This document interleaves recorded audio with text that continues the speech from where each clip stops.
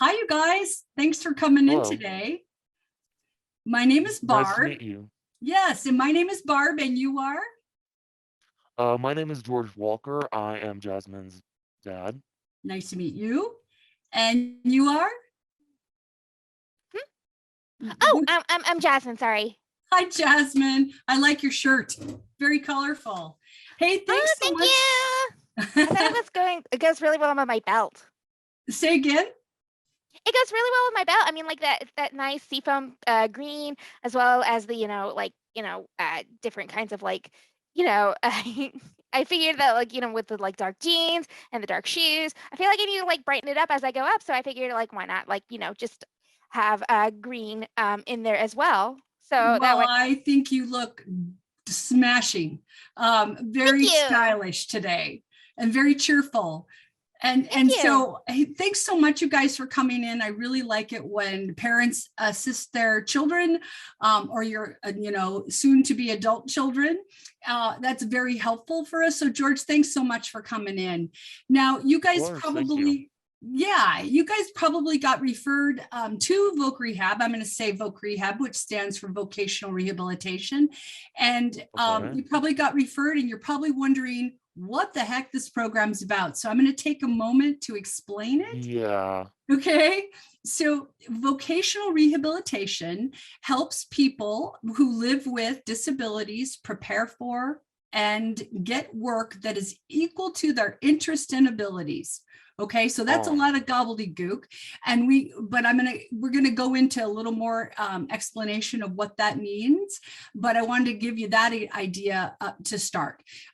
So Voc Rehab has been around for a long time. It's a very reputable program that helps people who live with all disabilities. Now, sometimes when people hear rehabilitation, they automatically think that it's only for people who live with drug and alcohol addiction issues. that's what I was gonna say, or Yeah, have and severe mental disorders. right. And so we do help people who live with mental health issues and with drug and alcohol issues, but we also help people who live with physical disabilities, learning disabilities, diabetes, all things that might at some time interfere with the person's ability to prepare for or get a job that is the job they want. So we serve people with all kinds of disabilities, but when we're meeting with Jasmine and her support team, including you, Dad, we would just be meeting with you. So it's not like a group activity. It's simply a partnership between the VR counselor, that would be me, and Jasmine and her support team, including her parents. Does that make sense? It does. I guess I just want a little bit more clarification. So those who are drug addicts or alcoholics or anything of that nature, they will not be in the same building as us when we are here. Well, I can't guarantee that that wouldn't be true, because people who live with that disability might be meeting with a counselor down the hall. But Okay. what we're doing here would be in our own individual office. And so we don't typically interface with other clients at the same time. That's, Okay. our goal is to maintain confidentiality, which we're going to talk about a little later on. And so, I assure you that our goal is always, when we're meeting with clients, especially young people, is to protect their, safety and confidentiality. Okay. That's Okay. I just want to make sure she's going to be safe because Yeah, absolutely. That's our goal as well. So, as I told you guys, what our main intent is to help people who live with disabilities secure employment that's equal to their interests and their abilities.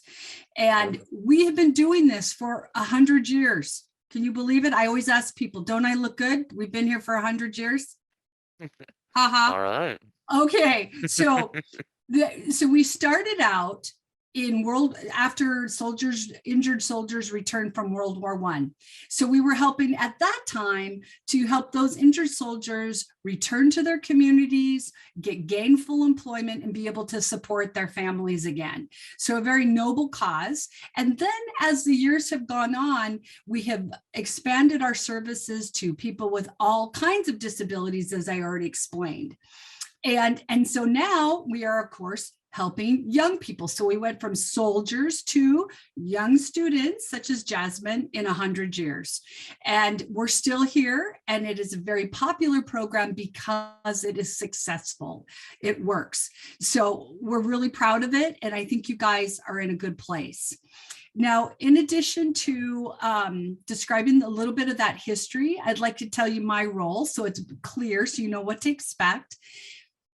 When I work with you, Jasmine, what I do is help you to identify what your interests are. Those are the things you really like to do, and also what your abilities are, the things you do. Yeah, the things you do well. Does that make sense so far? Interests and abilities? Sorry, can you repeat that? You bet. So when I'm working with you, what I do to start is help you to identify what your interests are. Those are the things you like to do, okay? And then your abilities, the things you do well. And then we look at what jobs would be compatible with your interests and abilities. And then thirdly, what services or supports do you need to achieve that job goal? So Jasmine, when I was looking over your file before you came in, I noticed that you wrote down that you would like to work on a cruise ship. I thought that sounded very exciting. Is that it? Did I get that right? Yeah, I think that'd be a lot of fun because I mean, like, you get to travel the world and all sorts of stuff, and like, especially like as a performer, um, yeah. Yeah. So like, it's something that I definitely want to do. Okay. So Jasmine, so for example, what we would do, we already know that that's something you would like. And I understand you're a singer. I am. I'm really good at it. Okay. And so if we would then look at, so you want to be a performer on the cruise ship, is that correct? Yeah, I think it'd be a lot of fun. Plus, you get to like I said, you get to travel all over the place, and like you get like to do performance for different audiences, and it's relatively stable. That's what, at least what I can tell you. Awesome. Awesome. Mhm. So I um go ahead, Dad. Do you have a well, concern, George? it's something that I'm a little bit concerned about because, like, yes, it's true you get to travel to all these kinds of places. However, especially now, especially given the world the way that it is currently with what's Yes. going on in Europe and beyond, it's just George, I'm a I little hear bit you. concerned in terms of your safety, Jasmine. Absolutely. I would be now, Jasmine, we don't mean to be a downer here, but that's what we parents and counselor types kind of do sometimes. I totally get that, George. And so, but Jasmine, you're really young and you have, this would be something that I think that you would explore when you're older and after you've graduated. And so what it can be is a starting point. Okay. Because here's the other thing. While you can perform on a cruise ship, if that's something that you like and you're good at, you could also perform in local theater. Would that be of interest to you? Not that you wouldn't do a cruise ship eventually. That could be a possibility, especially when your dad is feeling more confident that you are older and able to be secure and safe. Would that make sense, George? Yes, ma'am. That's just something that, well, not to mention,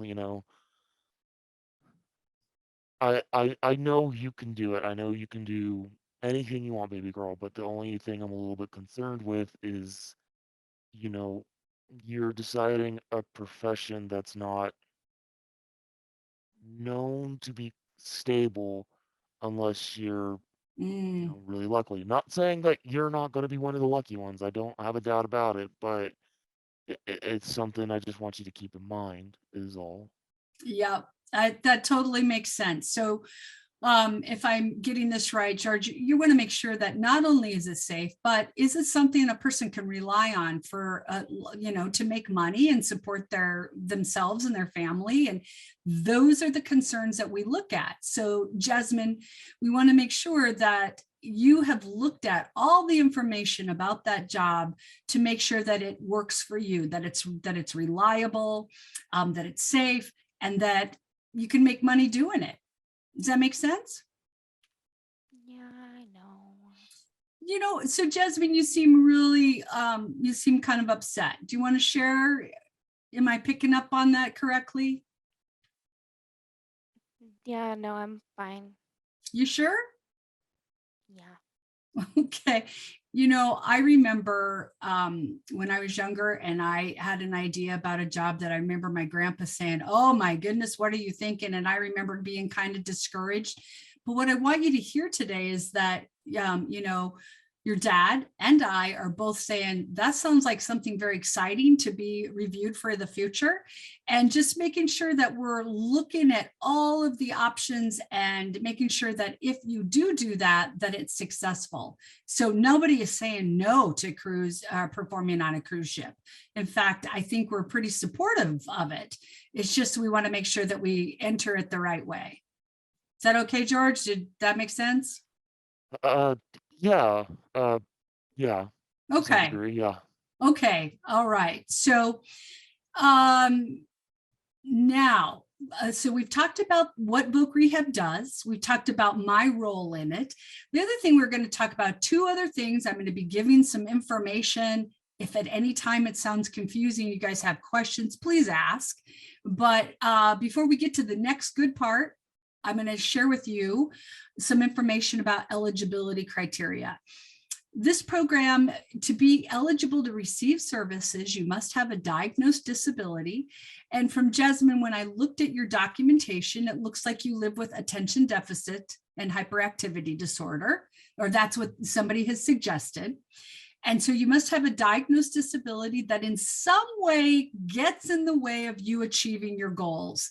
So that's what we call an impediment to employment. How do you mean exactly? Because when you hear the word disability, and I understand that ADHD is a disorder, but disability seems a little strong. Right. And many people have an adverse reaction to the word, but it simply means that, in Jasmine's case, that your brain functions differently, but very importantly, Jasmine, it does not mean that you are not bright or creative and capable. It simply means that your brain operates a little bit differently, similar to how somebody who lives with a learning disability, like Einstein, who had a learning disability but was incredibly brilliant. So he had to work out ways to overcome some of the challenges while getting to his brilliance. And that's our goal here. So when we say disability, it's such a strong word. But really, we just talk about in the beginning of when we're working together, we have to talk about how it gets in the way. And then we're going to talk about all the ability in disability. So does that make sense, you guys? Disability, we look at the ways in which this particular thing gets in the way and how we're going to work around it. And then we're going to talk about all the abilities and how we elevate those abilities. I hope that makes sense. So again, we look at diagnosed disability, and then does it get in the way? Is it an impediment to employment? And do you require services? So those three things. So as I'm asking questions, I'm listening to see if those three things are there to determine if you're eligible. And then very importantly, before we move on to the next section, I want to talk about rights. Now I've given your rights and responsibilities, and I've given some paperwork. I had it sent to you guys at home, but I want to highlight two of the very important ones. One is confidentiality. So when we're meeting here today, I will gather information from you that is kept private and will not be released without dad's written permission, dad or mom, their written permission. As long as you're a minor, that means that you are younger than 18. Once you become 18, then you can sign for yourself. But so we do not release information without written permission. Okay, does that make sense? Okay. Now, there's one little nuance to that, and I do not expect it to ever even be a concern, but it's something that I have to share. Let's say, Jasmine, that I were to hear that you were considering harming yourself. I don't expect it, but I have to share this information. That if you were considering that in any way, that I would be obligated to share that information to protect you. Okay. But for the most part, Everything we say in here is kept private. Do either of you have questions about that for me? I don't have anything like that. Okay, I didn't Are you expect it. sure? It's just my job to make sure that I explain that part, okay? Then the other one, I love this one. This is called informed choice. And we're going to return to this later in our session today. But it's my job to make sure that you have all the information you need about your abilities, your interests, the services that are available to you, different jobs that would be compatible with your interests and abilities, so that you can make a choice based upon good information. So I guide and you decide. So does that make sense? We want to make sure you have all the information you need to make an informed choice. Does that make sense? So Voc Rehab doesn't decide for you. You, with the assistance of your, trusted advisors, mom and dad, you decide. We just make sure you have all the information you need to do that. Does that make sense? Yes, ma'am, it does. Jasmine, makes sense to you? I think so. Okay. So you guys, on this next part, I told you that we're going to talk a little more about the attention deficit and hyperactivity disorder. And Mike, I have a question for you. Jasmine, do you know what that is, how it affects you? I know I get distracted pretty easily. Okay, that's a start. Yeah. Okay. Anything else? Not really. Okay. Well, we're going to talk about how it might get in the way today for you. And Dad, what I really like is, with your permission, Jasmine, if your dad has other observations, because sometimes we don't know how it affects us, but people around us do. So with permission, Jasmine, is it okay if I ask Dad some questions as well? Okay. Yeah, sure. Okay, so at the beginning of our session, I talked about how for many people who live with ADHD, that's what we'll call it for short, it does not mean that you're not bright or talented and capable. It means that your brain operates differently. And I kind of think of it as two sides of a coin. And on one side of the coin, there are challenges where it might be difficult for you to attend to what you need to attend. So in a classroom, if there's something distracting, it might be really hard for you to pay attention to what the teacher is saying or what you're reading. On the other side of that coin, here's like the strength of it. I suspect that you can hyper focus on something if you're very interested in it. Would that be true? I'd definitely say that's something that's accurate. Okay, so Uh, yeah, so what our goal is how do we, on the one side of the coin, the challenges of it, how do we work out the strategies that will help you to overcome those barriers?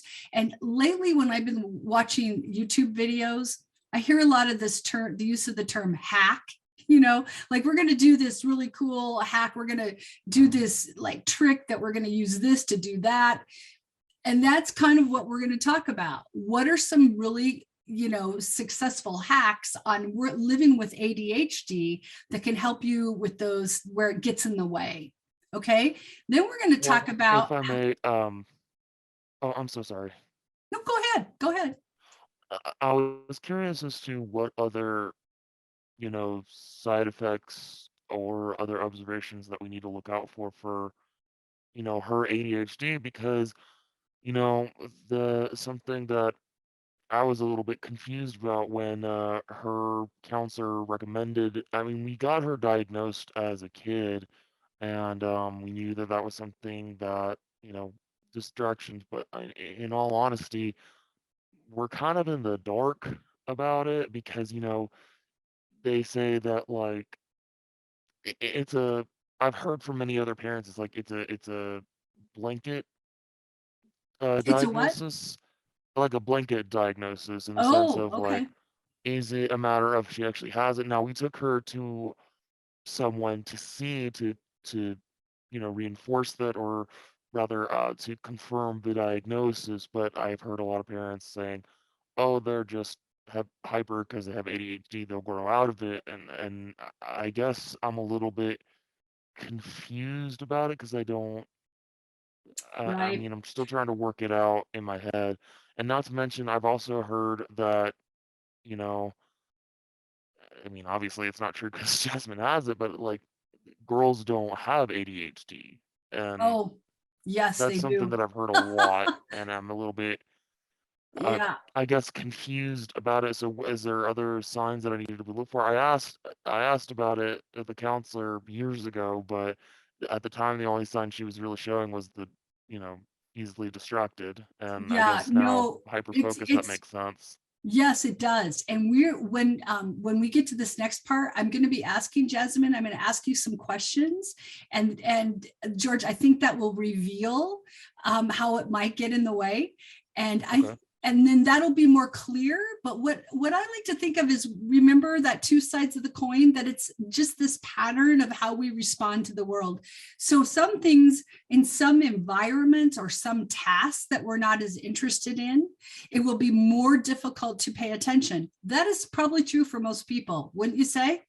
I'd Right? say so. Yeah, that's Yeah. why I think that the how it's a blanket statement Yes. threw me. So It just might be for Jasmine, for you, Jasmine, it might be more difficult. So it's not that you're not sharing symptom or not, challenges as other people's, but for you, it might be more difficult. But again, we're going to work on ways to overcome that. And that takes practice. Okay. Then the other thing is, we're going to concentrate on the other side of the coin, or the strengths that come from it, the ability to hyper focus when you really need to, which is really important if you're learning a new piece of music, or you're going to be in a theater piece and you need to learn lines, or you're reading, I understand you're a Harry Potter fan, you're reading a Harry Potter book, right? Yeah. Yeah, so you get, so Dad, when Jasmine is reading Harry Potter, pretty focused, pretty into it, call her for dinner, doesn't even hear you. no, she loves it. Like I know that she can go through. What was your what was your record again? I think it was like 3 books in a day. Actually, the first four in a day. Oh my Yeah, God. it was pretty impressive. So that's why I was like a little bit confused because this was a post diagnosis, and I'm not expecting her to like stay in her Right. room just reading Harry Potter in this quiet. Yes, but see, that shows how it can be, it's, the good part of it as well, that you can really focus. So, so we talked about how you can be very bright, very creative, very talented, and still have this little glitches. And there are many very successful people in the world who live with this. And in fact, Emma was the actress in Harry Potter movies. I can't remember her Emma last name. Watson? Yes, she lives with ADHD. And Really? she, not only did she act in those movies, she also graduated from an Ivy League college, and she serves as a Goodwill ambassador. So very Wow. accomplished. See, so it's just, again, that Emma in her lifetime has learned how to use strategies to help her win the parts where it gets difficult, and then use the gifts of it, the very hyper focus, to do well in her job, and in school, obviously. So that's what we're here to do as well, to help you do that. Does that make sense, Jasmine? Yeah. Okay. Well, So I now, guess go ahead. oh, I'm so sorry. So the thing is that I know because I know she did those movies for so long. I'm sure she's at a point where she can afford to do stuff like that. Because I mean, not that I don't want you to go to an League school, honey, but it's just Yeah, that can right. be really Yeah, expensive. yeah. And I'm not suggesting that, but college, if that's something you're interested in, for sure, that's something we want to make sure you explore. I was just saying that, a lot of times I think people think that just actors, that's what they do. But in fact, she had some good guidance that she went to college as well, you know? So now we're going to move to this next part where we're going to talk about how it gets in the way, ADHD, how it gets in the way. And then eventually we're going to talk about some strategies or things we call accommodations that might help to overcome how it gets in the way. Okay. So Jasmine, off the top of your head, I'd like to ask today, how do you think ADHD gets in the way for you? Like, let's talk specifically at school. How does it get in the way? Can you think of anything? I hate tests. Like, they're like, I don't know, like it's too quiet, and like, you hear the pencils, and oh my God, those are so annoying. Like pencils that are just like, scribbling, especially the mechanical ones, because for some reason they like squeak extra hard. And like, I don't know, it's just really loud and it's really irritating. And then like I finish my test so that I don't have to hear it anymore. But then like, then I'm just sitting there just listening to everybody else continue their test. And it's just, it's nerve wracking. So you really want to do well on your test, but you get distracted by those little annoyances. And then it gets to the point where you're so concentrating on them that you're rushing your test. Is that right? Yeah. Yikes. Okay. So that would be an example of where it's really hard for it's like your filters in your brain that would help you to choose to ignore that. That switch is clicked off. So we need to find a strategy to click the switch on so you can choose to ignore certain things. And an example for testing would be for you to be able to take your test in a private room so that you wouldn't hear other people's scratching, dropping their pencil, or the chicken scratching on the paper. So that would be a reasonable accommodation that could be made right now in school, where you could take your test in a private room so that you wouldn't be as distracted. How does that sound? That'd be cool. Okay. All right. Now, go ahead, George. No, I guess to be the devil's advocate, I guess, will the teacher allow something like that? And if they don't, because in terms of okay. And let me I did have explain. an ulterior suggestion that I don't know if it'll, just in case, like, because I don't want her to be like, I don't know, isolated from everybody. Yeah. Okay, I have an idea. Yeah, go ahead. Tell me what that idea is. What's your? Would you be willing to try earplugs? Yeah. Huh. I guess. Yeah. I just worry about you if she is able to get that, and I'm glad that she'd be able to get that. I'm worried it would come off preferential treatment-y, and I don't want her to be singled out like that if she doesn't. Yes, I think that you're really thinking this through, and I appreciate so much what you just said. You made me think of another accommodation that is very successful right now, and that's noise canceling headphones as well. So noise canceling earbuds, noise canceling headphones, those could be what do you think of that idea? Ooh, I like that. Okay, so I'm writing these things down, so we're going to come back to that. Okay, so now Jasmine, what about when it comes to what's your least favorite subject? Well, I don't really like math at all, because I mean, like, math is just so boring. There's nothing to do. Okay, so if you come home and you have math homework, is it the last thing that you would choose to do? Well, when you say last, Maybe. Sometimes she doesn't do it. Okay, or doesn't do it. Exactly. So one of the things that, because of that, remember that side of the coin that when I'm very interested in something, I hyper focus on it. But if I'm not interested in it, I'm going to delay it. Again, we all do this to some point. But what can happen for you, Jasmine, and I'm gonna suggest or say what I think might happen.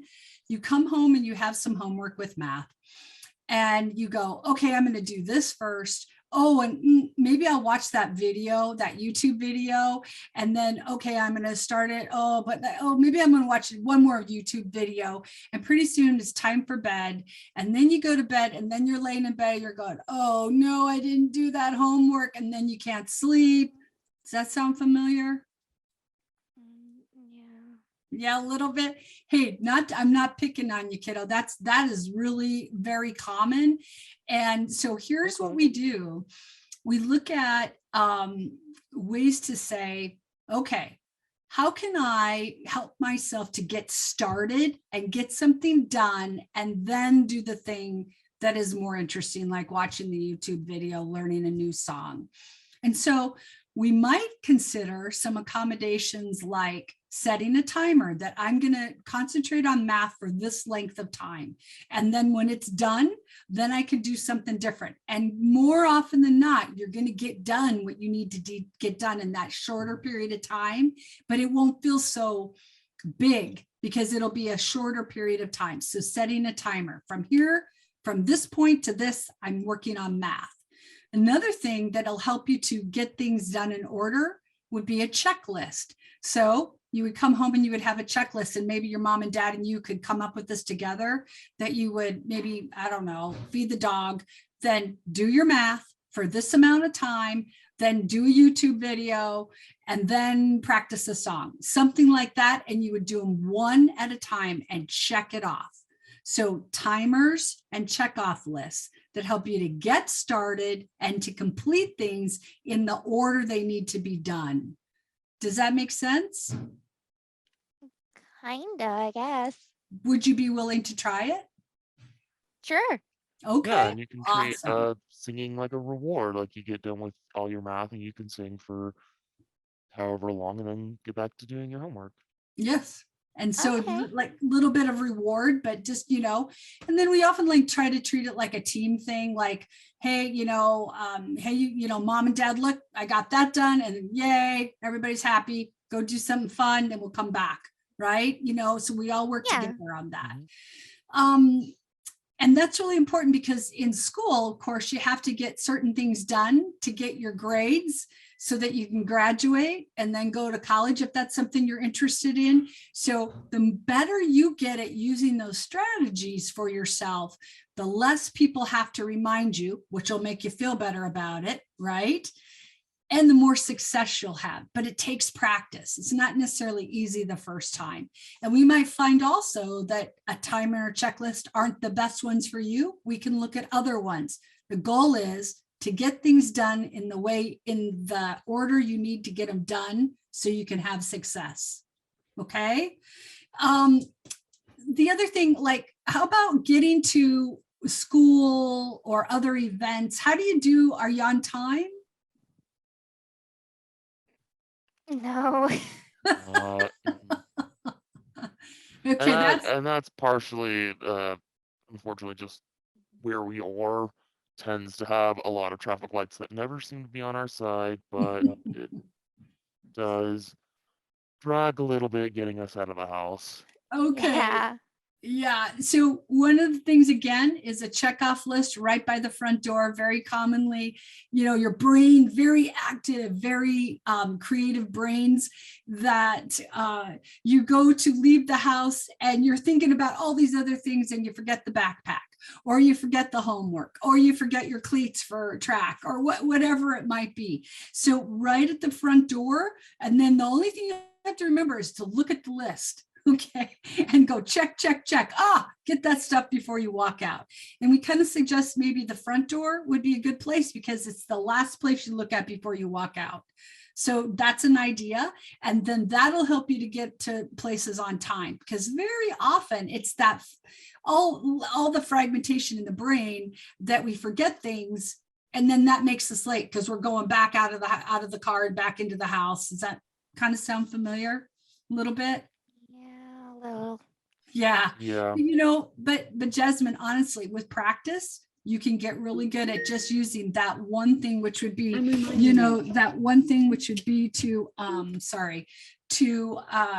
okay. look at your list, look at your don't forget list. Okay, that's one idea.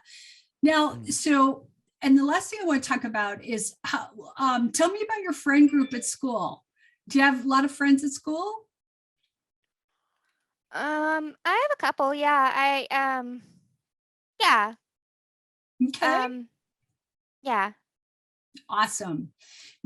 I noticed, Jasmine, that you get really excited about things, and is it true that, or just an observation, that you might get excited and talk kind of fast? Yeah. She does. She's a real motor mouth. Hey. What? It's all right. That's exciting, but that your brain is like, you got so many cool ideas and awesome things to share, and sometimes that you just might be so excited to share it that you might, and I don't know, this sometimes happens, talk over others, because you're just like so enthusiastic and excited that you might talk over a friend, and then the friend might get a little irritated. Has that ever happened? Yeah. Yeah. And me too. Okay, you're not alone. I've done that too. All my friends would say. So one of the things is learning how to, knowing is building awareness about how, when we're talking to people, like, we're paying attention also to them to see, am I talking more than they're talking? Am I listening to what they're saying as well? And that's a whole part about social skills, that it's really important that we listen as much as we talk, so that our friends feel validated as well, and they want to hang out with us. That's how we, getting along with people, and getting along with people at work. So learning to share in conversations, and for some of us it's easier than others, and so I think you and I would have that in common. So we just learn to maybe listen more, and not easy, but we can do it. What do you think of that, Jasmine? Maybe. Maybe. If it's all right, if it's okay if I step in real quick. Please. One of the things that I'm a little bit concerned, because Jasmine is such a kind, very endearing person, and she lights up a room, to be perfectly honest. However, Jasmine, is it okay if I talk about this? Yeah, whatever. Um, It's been difficult for her to maintain friends, and to be perfectly honest, in my opinion, I think that they are taking advantage of her friendliness. Yeah. Yeah. And it's something that's been worrying me, because it doesn't seem like Mhm. I think sometimes I'm worried that her friends are not her friends for the right reasons.